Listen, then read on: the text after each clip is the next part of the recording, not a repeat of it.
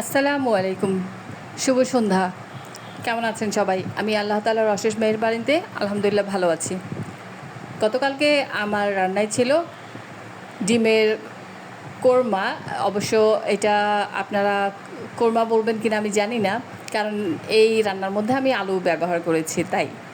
তো আমি ডিম, আলু একসাথে সিদ্ধ করে নিয়েছি। সিদ্ধ হওয়ার পরে পুরোপুরি সিদ্ধ করি নাই, আমি হাফ বয়েল করে নিয়েছি।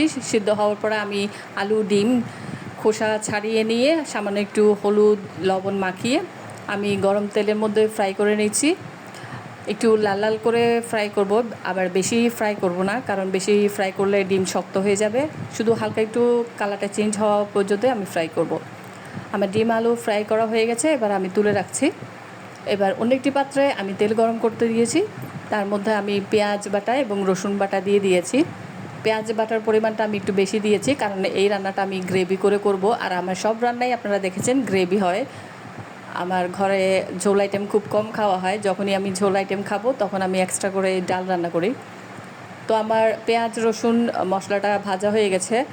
ভাজা হওয়ার পরে আমি এখানে মশলা দিয়ে দিলাম, গুঁড়ো মশলার মিশ্রণটা। আর গুঁড়ো মশলার মিশ্রণের মধ্যে ছিল মরিচ গুঁড়ো, হলুদ গুঁড়ো, সামান্য একটু মশলার গুঁড়ো বলতে ধনিয়ার গুঁড়া, আর সামান্য অল্প পরিমাণ জিরা গুঁড়ো দিয়েছি স্মেলটা ভালো আসার জন্য। এগুলো দিয়ে আমি এবার নেড়ে চেড়ে ভালো করে কষিয়ে নেব মশলাটা।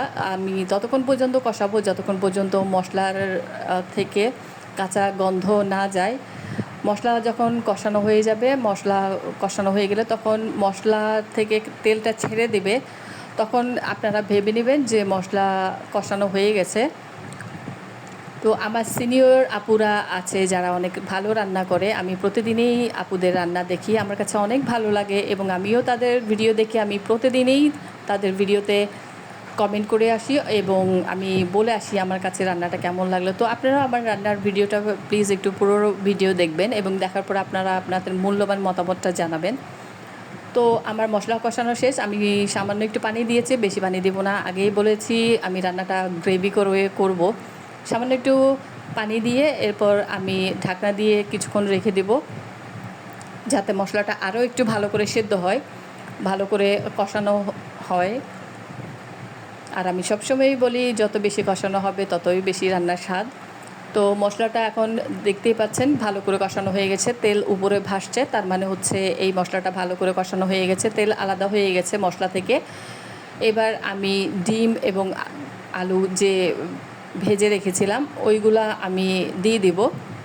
ডিম এবং আলু দিয়ে দেওয়ার পর কিছুক্ষণ নেড়ে চেড়ে আবার আমি মিনিট দুয়েকের জন্য রেখে দেব, যাতে ডিম এবং আলুর মধ্যে মশলাটা ভালো করে ঢুকে।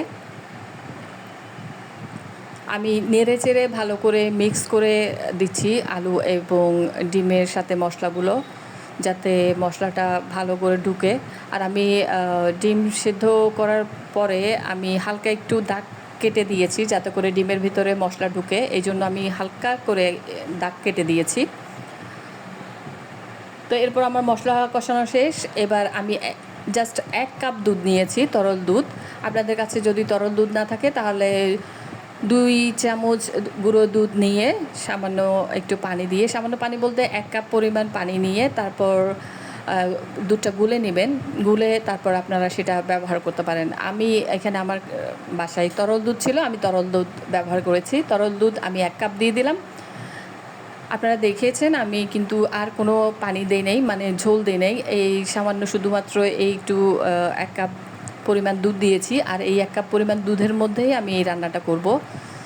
এই রান্নাটা যখন হয়ে যাবে তখন এটা পুরোপুরি গ্রেভি হয়ে যাবে। আর এটা এখানে দুধ দেওয়ার কারণ হচ্ছে রান্নাটা যেহেতু গ্রেভি হবে, এখানে দুধটা শুকিয়ে মশলাটা ঘন হয়ে যাবে, আর তখন এটা খেতে অনেক ভালো লাগবে। এটা আমি জানি অনেকেই বাসায় রেডি করেন, তো কে কীভাবে রেডি করেন প্লিজ আমাকে কমেন্টের মাধ্যমে জানাবেন। তবে আমি এভাবেই রেডি করি। আর এই রান্না আমার কাছে তেমন একটা ভালো লাগে না, এই জন্য আমি সবসময় করিও না। যখন বাসায় কিছু থাকে না তখন আমি শর্টকাট এই রান্নাটাই করে ফেলি। আর এই রান্না কিন্তু আপনারা সাদা ভাত, পোলাও কিংবা খিচুড়ির সাথেও খেতে পারেন, খেতে ভালোই লাগে।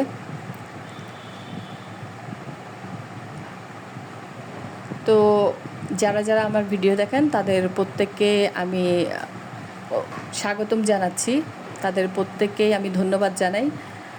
তাদের সবার জন্য আমার পক্ষ থেকে অনেক অনেক ভালোবাসা। আজকের জন্য বিদায় নিচ্ছি।